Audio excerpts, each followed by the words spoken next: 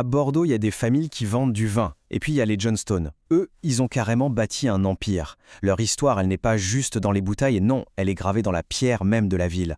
Alors on va plonger ensemble dans la saga d'une dynastie qui, depuis presque 300 ans, a façonné le destin de la capitale mondiale du vin. Rien que cette image, ça vous donne une idée de leur ambition, hein. Ce n'est pas une simple cave, c'est un véritable temple dédié au vin. Imaginez un peu, sur le quai des Chartrons, les caves de Nathaniel Johnston et fils, c'était le cœur battant d'une opération colossale. Une vision qui a complètement redéfini le commerce du vin à Bordeaux.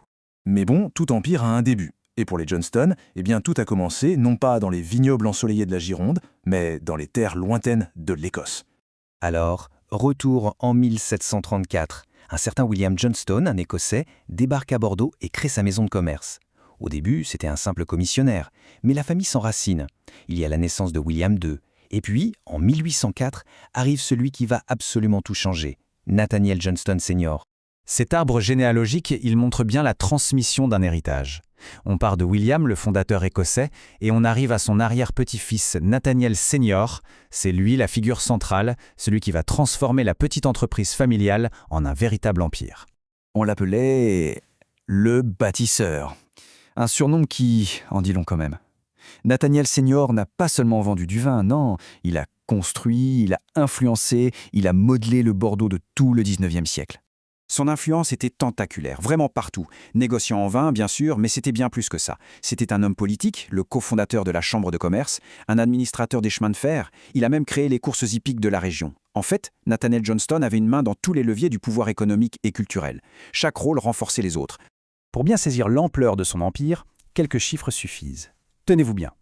La surface de ses chais sur les quais, 15 000 mètres carrés. C'est juste gigantesque. La capacité de stockage, 25 000 barriques. Et en bouteille, on parle de 2 millions.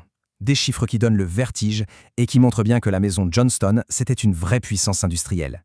Mais le point crucial, ce n'est pas seulement la quantité, c'est surtout la qualité. Les Johnston n'étaient pas de simples négociants. Ils possédaient des parts ou même la totalité de certains des plus grands noms de Bordeaux. On parle de Château-Latour, de Château-Margaux. Leur nom était tout simplement synonyme d'excellence. Mais la puissance des Johnston, elle ne se mesurait pas qu'en barriques. Elle s'affichait aussi dans la pierre. Et leur grande domaine familiale, symbole de leur réussite, cache une histoire assez surprenante aujourd'hui. Alors avant d'aller plus loin, il faut comprendre ce qu'est un bourdieu. Ce n'est pas juste une maison de campagne, c'est un véritable écosystème, presque autosuffisant. Imaginez une ferme immense avec une demeure seigneuriale, des vignes, des cultures, tout ça. Eh bien, le bourdieu des Johnston, il s'appelait le domaine de l'Escure. Acheté par Nathaniel, il s'étendait sur près de 300 hectares. Une propriété immense aux portes de Bordeaux, avec sa propre chartreuse, une maison de maître qu'il a fait surélever et embellir.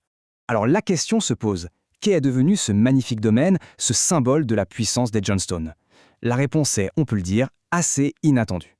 Incroyable mais vrai, le domaine de l'Escure est aujourd'hui l'emplacement du célèbre stade Chaban-Delmas, un lien complètement fou entre une dynastie du vin du 19e siècle et le cœur du sport moderne bordelais. Mais bon, une histoire de près de 300 ans, ce n'est jamais un long fleuve tranquille. La famille a dû faire face à des épreuves, des crises, des conflits qui ont menacé de tout balayer. Cette citation de Denis Johnston, elle illustre parfaitement la renommée mondiale de la famille. Leur nom était une adresse en soi. Pas besoin de marquer Bordeaux, ni même France. Le monde entier savait qui ils étaient. Ça vous donne une idée du niveau de notoriété qu'ils avaient atteint. Sauf qu'après l'apogée vient souvent le temps des épreuves. La mort de Nathaniel Senior, en 1870, a ouvert la porte à des tensions familiales.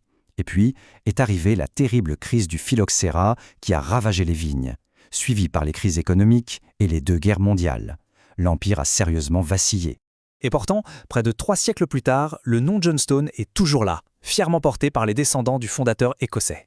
Malgré les divisions, les crises, les guerres, l'entreprise a survécu. Cette plaque, c'est un peu le témoignage de ça. La persévérance, c'est devenu la marque de fabrique des Johnstons, ce qui a permis de transmettre l'héritage de génération en génération.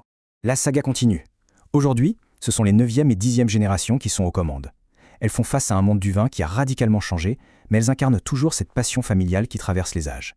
Avec ce défi immense de faire vivre cet héritage dans un marché moderne.